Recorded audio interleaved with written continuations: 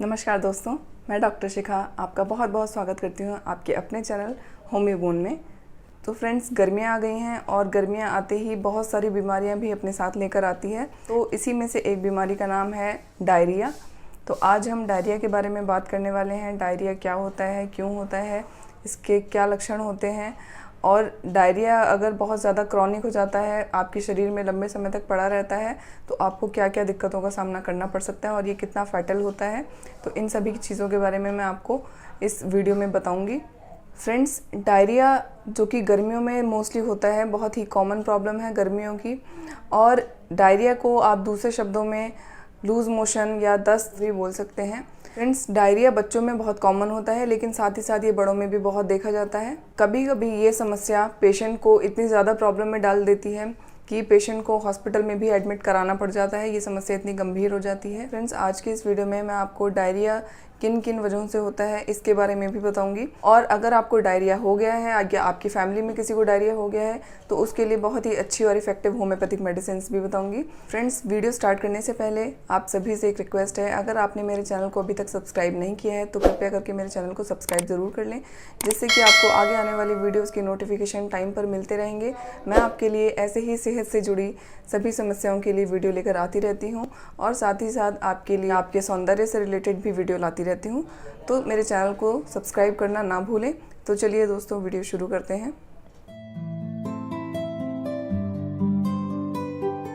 Friends, diarrhoea को medical term में gastroenteritis कहते हैं। तो फ्रेंड्स, सबसे पहले जान लेते हैं डायरिया किसे कहते हैं। अगर आपको एक दिन में 3 या फिर 3 से ज़्यादा बार मोशन जाना पड़ रहा है और वो मोशन प्रायः पतला होता है, लूज होता है और पेट में मरोड़ के साथ उठ रहा है, डायरिया अगर आपके शरीर में 4 से 5 दिन भी रह जाता है तो आपको इससे डिहाइड्रेशन की प्रॉब्लम हो सकती है। आपके शरीर में से पानी की मात्रा बहुत कम हो जाती है और जिससे बहुत सारी गंभीर समस्याएं उत्पन्न होती हैं, जिसके फलस्वरूप पेशेंट को एडमिट भी करना पड़ जाता है हॉस्पिटल में। तो फ्रेंड्स, चलिए जानते हैं कि आपको कैसे पता चलेगा कि आपको डायरिया हो चुका है। इसके साइन एंड सिम्टम्स के बारे में जान लेते हैं। तो सबसे पहले, अगर आपको डायरिया हुआ है तो आपको लूज मोशन होगा। दिन में 3 से 4 बार या उससे भी हो सकता है ज़्यादा बार आपको जाना पड़े मोशन के लिए। और इसी के साथ साथ आपका जल्दी मुंह सूख जाता है, मुंह सूखने जैसी प्रॉब्लम होती है, आपकी स्किन बिल्कुल ड्राई हो जाती है, रूखी सूखी स्किन हो जाती है, आप बिल्कुल लेथार्जी फील करेंगे, आप बिल्कुल टायर्डनेस, थका हुआ फील करेंगे, आप बहुत कमज़ोरी फील करेंगे अपनी बॉडी में। और आपका जो यूरिन फ्रीक्वेंसी है वो बहुत कम हो जाती है, यानी कि आप बहुत कम पेशाब के लिए जाते हैं। और इसी के साथ साथ आपका हार्ट रेट, जो आपके हृदय की गति होती है, वो बहुत तेज़ी से बढ़ जाएगी। तो जब भी डायरिया जैसी कंडीशन होती है तो पेशेंट अपने आप को बहुत ज़्यादा डल फील करता है, थका हुआ फील करता है। तो फ्रेंड्स, अगर आप ये सभी सिम्टम अपने अंदर फील कर रहे हैं तो आपको जल्दी से जल्दी डॉक्टर को कंसल्ट करना चाहिए। अपने नज़दीकी डॉक्टर को आपको ज़रूर दिखाना चाहिए। अगर आपने इसको समय पर ट्रीट नहीं किया तो आपके लिए बहुत ज़्यादा प्रॉब्लम वाली बात हो जाती है। अब बात कर लेते हैं डायरिया के कारणों के बारे में, यानी कि कॉजेज़ ऑफ डायरिया। तो इसके सबसे पहले मेजर 3 कॉज होते हैं, जिसमें कि सबसे पहला कारण होता है वायरल, यानी कि किसी वायरस की वजह से आपको डायरिया हुआ है, आपकी बॉडी में वायरस चला गया, उसकी वजह से आपको डायरिया हुआ है। दूसरा कारण होता है बैक्टीरियल और तीसरा कारण होता है पैरासाइट्स की वजह से। जो आपको ये जो 3 तरह का मैंने डायरिया बताया है, इसको कहते हैं इन्फेक्शियस डायरिया, जो कि इन्फेक्शन से होने वाला डायरिया होता है। किसी भी फॉर्म में किसी भी तरह का कोई इन्फेक्शियस फूड खा लिया है, रखा हुआ खाना खा लिया है या गंदा पानी पी लिया है, तो उसकी वजह से आपको डायरिया कॉज होता है। अब बात कर लेते हैं नॉन इन्फेक्शियस डायरिया के बारे में। मतलब अगर आपको कोई इन्फेक्शन नहीं हुआ है फिर भी आपको डायरिया हुआ है तो ये किन कारणों की वजह से हो सकता है। तो इसमें सबसे पहला कारण होता है लैक्टोज इंटॉलरेंस। तो इसका मतलब क्या होता है? लैक्टोज का मतलब होता है जितने भी डेयरी प्रोडक्ट्स होते हैं, दूध या दूध से बनने वाली चीज़ों की वजह से अगर आपने इन चीज़ों को कंज्यूम किया है, दूध और दूध से बनने वाली चीज़ों को खाया है और उसके बाद आपको डायरिया हो गया है, मतलब आपको दूध से बनने वाली चीज़ें सूट नहीं करती हैं, एलर्जी है आपको, तो इसको खाने के बाद जो डायरिया होता है इसको कहते हैं लैक्टोज इंटॉलरेंस। फ्रेंड्स, दूसरा होता है इसमें ग्लूटेन इंटॉलरेंस, मतलब कि आपको गेहूं से एलर्जी है। गेहूं अगर आपने किसी भी फॉर्म में खा लिया है तो उसके बाद आपको लूज मोशन होना स्टार्ट हो गया, तो इसको हम ग्लूटेन इंटॉलरेंस कहते हैं। आप गेहूं का कोई भी प्रोडक्ट नहीं खा सकते हैं, कोई भी आइटम नहीं खा सकते हैं, आप गेहूं की रोटियां नहीं खा सकते हैं, क्योंकि ऐसे लोगों में गेहूं से होने वाली एलर्जी को देखा जाता है और इसकी वजह से इनको डायरिया शुरू हो जाता है। तीसरा इसमें कारण आता है IBS, यानी कि जिसे हम कहते हैं इरिटेबल बाउल सिंड्रोम। तो ये एक तरह की आंतों की बीमारी होती है, आंतों का इन्फेक्शन होता है। इस कंडीशन में भी अगर किसी को IBS है तो उसमें भी आपको लूज मोशन देखने को मिलते हैं। फ्रेंड्स, चौथा कारण आता है सीलिएक डिजीज़, फ्रेंड्स ये भी एक तरह की आंतों की बीमारी है, इसमें भी लूज मोशन देखने को मिलता है। ये कारण हो गए आपको अगर नॉन इन्फेक्शियस डायरिया है, मतलब आपको अगर किसी भी इन्फेक्शन की वजह से डायरिया नहीं हुआ है, तो अगर आपकी बॉडी में एलर्जी इस तरह की प्रेजेंट है तो आपको इस तरह की चीज़ें खाने के बाद आपको डायरिया होता है, तो आपको इन सब चीज़ों से इंटॉलरेंस है, मतलब आपको ये चीज़ें सूट नहीं करती हैं और आपको इन चीज़ों से एलर्जी है। समझते हैं कि इन्फेक्शियस डायरिया आपको कैसे हो जाता है और आपको पता भी नहीं चलता है। जैसा कि मैंने अभी आपको थोड़ी देर पहले ही बताया, अगर आप मान लीजिए बाहर का कुछ भी खाते हैं, बाहर का कोई भी स्ट्रीट फूड खाते हैं जो कि, और स्पेशली जो बारिश के सीज़न होता है, बारिश के सीज़न में या गर्मी के सीज़न में जो अभी चल रहा है, ऐसे मौसम में अगर आप बाहर का खा लेते हैं तो बहुत ज़्यादा चांसेस होते हैं कि आपको लूज मोशन हो जाता है या फूड पॉइजनिंग हो जाती है। तो उसमें डायरिया, उल्टी आना, मतली आना, चक्कर आना, कमज़ोरी होना, इस तरह के सिम्टम्स देखने को मिलते हैं। फ्रेंड्स, अब जानते हैं टाइप्स ऑफ डायरिया, यानी कि डायरिया के कितने प्रकार होते हैं और आप कैसे जानेंगे कि आपको किस तरह का डायरिया हुआ है। तो सबसे पहला डायरिया आता है वाटरी डायरिया, जिसमें आपको पानी जैसे पतले दस्त होते हैं, लूज मोशन होते हैं। शॉर्ट ड्यूरेशन का डायरिया होता है, इसका सबसे बड़ा एग्जांपल है आपका फूड पॉइजनिंग। अगर आपको फूड पॉइजनिंग हो जाती है तो इस तरह का डायरिया आपको देखने को मिलता है। दूसरा डायरिया होता है ब्लडी डायरिया, इसको अदर वर्ड्स में डायसेंट्री कहते हैं और इसको आम भाषा में पेचिश भी कहते हैं। मतलब अगर आपको वाटरी स्टूल के साथ साथ म्यूकस भी आ रहा है, कुछ पानी जैसा, कुछ म्यूकस जैसा निकल रहा है वहाँ से, और साथ में ब्लड भी आ रहा है, तो आपको डायसेंट्री है। और इसको आम भाषा में आम आना या फिर पेचिश होना भी कहते हैं। तीसरे प्रकार का डायरिया होता है परसिस्टेंट डायरिया, मतलब अगर आपको 2 हफ्ते से ज़्यादा डायरिया बना हुआ है तो इसको परसिस्टेंट डायरिया कहते हैं। चलिए अब जान लेते हैं proper sign and symptoms of diarrhoea, यानी कि डायरिया के साइन एंड सिम्टम्स क्या क्या होते हैं। सबसे पहले इसमें सिम्टम होता है लूज मोशन नॉर्मली, और इसी के साथ साथ अगर आपको पेट में मरोड़ उठ रही है, फीवर होना, उल्टी आना, चक्कर आना, बहुत ज़्यादा थकावट होना। फ्रेंड्स, डायरिया में हमें इस तरह के सिम्टम्स देखने को मिलते हैं। चलिए फ्रेंड्स, अब बात कर लेते हैं होम्योपैथिक मेडिसिन की। फ्रेंड्स, पहली मेडिसिन है बायो कॉम्बिनेशन 8 नंबर। ये मेडिसिन बहुत इफेक्टिव है डायरिया के केस में। फ्रेंड्स, इससे पहले मैं आपको बता दूं, जो भी मेडिसिन अगर आप ले रहे हैं अपने किसी भी बीमारी के लिए, तो आप सबसे पहले अपने नियर बाय होम्योपैथिक डॉक्टर से कंसल्ट करें, सेल्फ मेडिकेशन बिल्कुल ना करें। बायो कॉम्बिनेशन 8 नंबर की मेडिसिन की आपको 4 गोली दिन में 3 बार आपको लेनी है।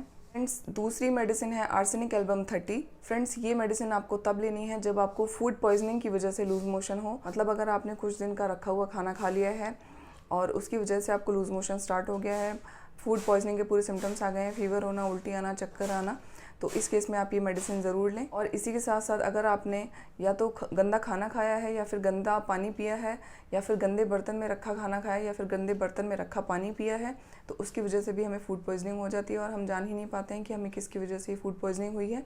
तो इन सब चीज़ों का भी ध्यान रखना ज़रूरी है। और अगर आपको इनकी वजह से फूड पॉइजनिंग हुई है तो आप इस केस में आर्सेनिक एल्बम 30 बिल्कुल लें। इसी के साथ साथ अगर आपको उल्टी भी आ रही है और बुखार भी हो रहा है तो आर्सेनिक एल्बम बहुत अच्छी मेडिसिन है इस केस के लिए। आर्सेनिक एल्बम आपको कैसे लेनी है, तो सबसे पहले आपको आर्सेनिक एल्बम 30 पोटेंसी में लेकर आनी है और इसकी आपको 2-2 बूंद दिन में 3 बार डायरेक्ट टंग में लेनी है। तो फ्रेंड्स, ये मेडिसिन लें, बहुत अच्छे रिजल्ट देती है। तीसरी मेडिसिन है एलो सोकोट्रीना 30। अगर आपको बहुत ज़्यादा इनवॉलेंट्री स्टूल हो रहा है, मतलब आपको कंट्रोल नहीं हो रहा है, और अगर आप कंट्रोल कर भी लेते हैं तो बहुत तेज़ी से आपको वॉशरूम की तरफ भागना पड़ता है मोशन के लिए, तो इस केस में एलोसोक्रेट्रिना बहुत अच्छी मेडिसिन साबित होती है। और इसी के साथ साथ अगर आपको स्टूल में अनडाइजेस्टेड फूड पार्टिकल निकल रहे हैं, मतलब आधा पचा हुआ खाना निकल रहा है, तो इस केस में एलोसोक्रेट्रिना बहुत अच्छी मेडिसिन होती है। तो अगर आपको इस तरह के सिम्टम्स दिख रहे हैं तो आपको एलोसोक्रेट्रिना 30 पोटेंसी में लानी है और इसकी भी आपको 2-2 बूंदें दिन में 3 बार डायरेक्ट जीभ पर लेनी है। फ्रेंड्स, चौथी मेडिसिन है क्रॉटन टिग। ये भी होम्योपैथी में बहुत ही अच्छी मेडिसिन मानी गई है लूज मोशन के लिए। फ्रेंड्स, अगर आपको इनवॉलेंट्री स्टूल के साथ साथ एकदम गश की तरह डायरिया होता है, स्टूल होता है, मतलब अगर आप मोशन के लिए जाते हैं और तुरंत आपको एकदम गश के साथ स्टूल आ रहा है, इसको हम होम्योपैथी में गन शॉट डायरिया कहते हैं। ऑल ऑफ सडन आपको बैठते ही एकदम से स्टूल हो जा रहा है गश के साथ, तो अगर आपको इस तरह का डायरिया हो रहा है, इस तरह के सिम्टम्स आ रहे हैं, तो आप इस केस में क्रॉटन टिक ज़रूर लें, बहुत अच्छी मेडिसिन है। इसको भी आपको डायरेक्ट जीभ पर 2-2 बूंदें दिन में 3 बार लेनी है, बहुत ही इफेक्टिव मेडिसिन है। फ्रेंड्स, पांचवी मेडिसिन है podophyllum 30 and this is also a great medicine for diarrhoea. अगर आपको बहुत ज़्यादा प्रोफ्यूज डायरिया हो रहा है, बहुत ज़्यादा अमाउंट में आपको डायरिया हो रहा है, इसके साथ साथ अगर आपके स्टूल का कलर डायरिया में ग्रीनिश डार्क कलर का आ रहा है, तो आप इस मेडिसिन को ज़रूर लें। इसको भी आपको डायरेक्ट जीभ पर 2-2 बूंदें दिन में 3 बार लेनी है। मेडिसिन लेने के 15 मिनट पहले और 15 मिनट बाद कुछ भी ना खाएं पिएं। जो भी मेडिसिन मैं आपको बता रही हूँ वो सारी नहीं लेनी है, केवल आपको जो भी सिम्टम्स आ रहे हैं अपने सिम्टम्स से मैच करती हुई मेडिसिन लेनी है। और अगर आपको नहीं समझ आ रहा है तो आप डॉक्टर से कंसल्ट करके ही मेडिसिन लें, अदरवाइज़ आप सेल्फ मेडिकेशन बिल्कुल ना करें। फ्रेंड्स, छठी मेडिसिन है बैप्टीशिया टिंक्टोरिया। अगर आपको टाइफाइड फीवर आ रहा है और उसके साथ साथ अगर आपको डायरिया हो रहा है तो ये मेडिसिन बहुत ही इफेक्टिव है इस केस में। इसी के साथ अगर आपको स्टूल बहुत स्मेली हो रहा है, बहुत ज़्यादा दुर्गंध आ रही है स्टूल में, और इसी के साथ अगर आपको ब्राउनिश डार्क कलर का स्टूल आ रहा है, साथ में टाइफाइड फीवर भी है, तो इस केस में ये मेडिसिन बहुत अच्छी प्रूव होती है। इसको आपको दिन में 3 से 4 बार लेना है, डायरेक्ट जीभ पर 2-2 बूंदें। फ्रेंड्स, अब मैं आपको बताती हूँ कुछ ऐसे प्रिवेंटिव मेजर्स जिससे कि आपको अगर डायरिया हो गया है तो बहुत जल्दी से आपको मेडिसिन के साथ साथ ठीक हो जाए, आप जल्दी से जल्दी रिकवर हो जाएं। सबसे पहली बात, डायरिया एक ऐसी कंडीशन है फ्रेंड्स जिसमें आपकी बॉडी से बहुत ज़्यादा अधिक मात्रा में पानी का लॉस हो जाता है, और पानी के साथ ही हमारी बॉडी में जो इलेक्ट्रोलाइट्स होते हैं, मतलब सोडियम और अदर इलेक्ट्रोलाइट्स होते हैं, वो भी बॉडी से बाहर निकल जाते हैं लूज मोशन के थ्रू, और जिससे कि हमें डिहाइड्रेशन की समस्या आ जाती है। तो इसको जल्दी से जल्दी ठीक करना ज़रूरी होता है। अगर आपने इसको ऐसे ही छोड़ दिया तो ये बहुत अधिक समस्या उत्पन्न कर सकता है आपको आगे के लिए। इसके अलावा अगर जब भी आपको मोशन हो रहा है तो इसके बारे में ज़्यादा ध्यान ना देते हुए आपको किस बात का ध्यान देना है, आपको अपने खाने पीने का बहुत ध्यान देना है, और उसमें भी स्पेशली आपको पानी का बहुत ध्यान देना है। आपको समय समय पर पानी पीते रहना है, और हो सके तो ORS का घोल ज़रूर पिएं। मार्केट से ORS का घोल लेकर उसको ज़रूर टाइम टाइम पर पीते रहें। और ORS का घोल अगर नहीं मिल रहा है तो घर में ही आप नमक और चीनी का घोल बनाकर उसको भी पी सकते हैं। साथ साथ बाहर का खाना बिल्कुल ना खाएं, स्पेशली जहाँ अगर आपको दिख रहा है कि साफ़ सफाई नहीं है, मक्खियाँ बैठ रही हैं या धूल मिट्टी है, तो वहाँ का खाना बिल्कुल भी ना खाएं। ऐसी जगह का पानी भी ना पिएं। और इस चीज़ का भी ध्यान रखें कि अगर किसी गंदे बर्तन में किसी तरह का खाना रखा हुआ है या पानी रखा हुआ है तो वो भी आपको नहीं लेना है, क्योंकि इन्फेक्शन मोस्टली ऐसी जगहों से ही आता है। तो अगर आप इन सब चीज़ों का ध्यान रखेंगे तो आप हमेशा डायरिया या फिर इसी इन्फेक्शियस बीमारियों से बचे रहेंगे। तो फ्रेंड्स, आज की वीडियो में बस इतना ही। तो ज़रूर बताइएगा आपको आज का वीडियो कैसा लगा। आई होप आपको वीडियो पसंद आया होगा और आपके किसी काम आया हो। फ्रेंड्स, मैं मिलती हूँ आपको अगली वीडियो में। तब तक के लिए stay safe and stay healthy. Thank you so much for watching my video. Bye.